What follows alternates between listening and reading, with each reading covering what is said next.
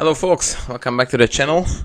Just played a pretty cool game on chess.com against an international master, and I thought that I will pause this game on the channel as a inside my head, even though technically it's not, because I wasn't commenting the game as I was playing it.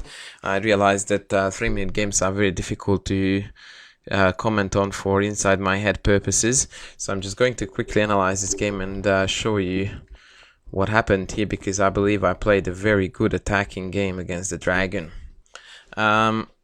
Stock standard stuff, but here my opponent decided to play h5, which was really unfortunate, and I'm sure that an international master level player would not play such a move in a serious game.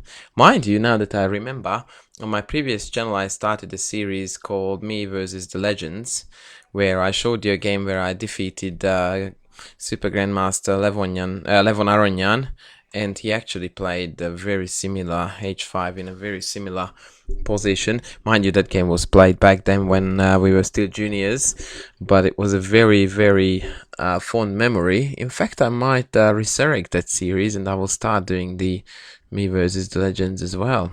Good thinking. Right, so h5, Queen d2, knight e5, castles, rook c8, stock standard stuff, and I played here king b1, sort of wanting to see where he's headed, whether he's gonna castle or not, whether he's going to continue the attack. King b1 is just an overall very useful move in these Sicilian structures. The king is a lot safer here off this diagonal of the c file. It's just a solid, cool move. And here my opponent played another very provocative move, a5, and that was the moment when my hand started to itch, because I thought that surely playing h5 and a5 in the opening when your king is still in the middle, regardless of what opening it is, cannot be right. And anytime when such things happen, your basic instinct is to kill in the center. And this is a really counterintuitive move to make, because we are so accustomed in the dragon to play and attack on the king side and get somehow this king side attack rolling, or in this case somehow get g4 in, but that would do absolutely nothing. This would be an amateur reaction, an amateur player who played a fair few dragons already. They would still pursue this attack because that's what they were taught, but sometimes you find that you have to sort of switch and realize that, okay, this game is going to a very different direction and I need to apply basic chess principles rather than what did I learn about the dragon. And basic chess principles indicate that we have got a completed development scenario, we need to strike.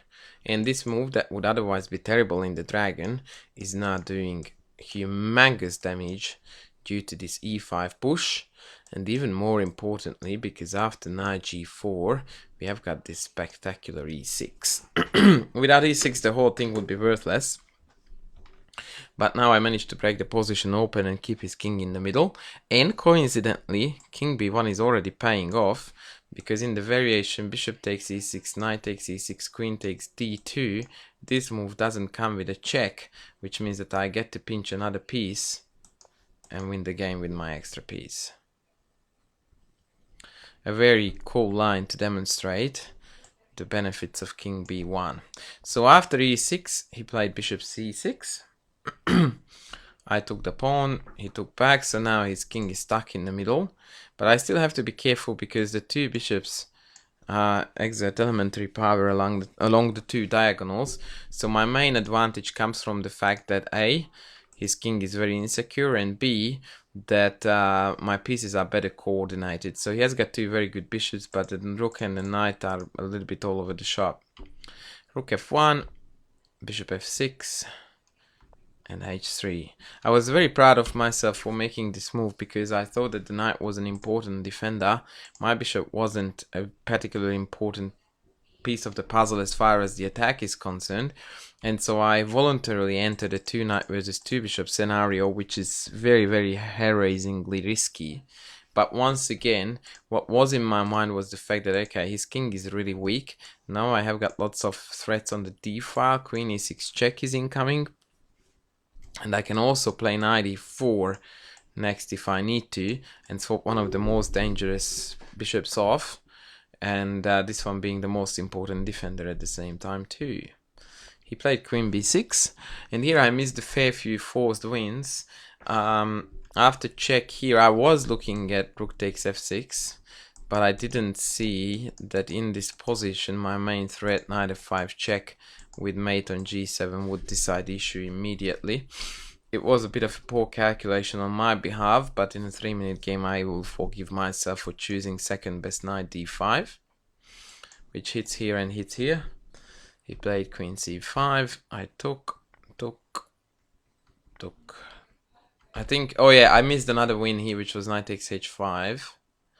But that is a little bit, again, too risky for a 3-minute game where I could clearly see that takes, queen takes, check, and here is a very, very easy win.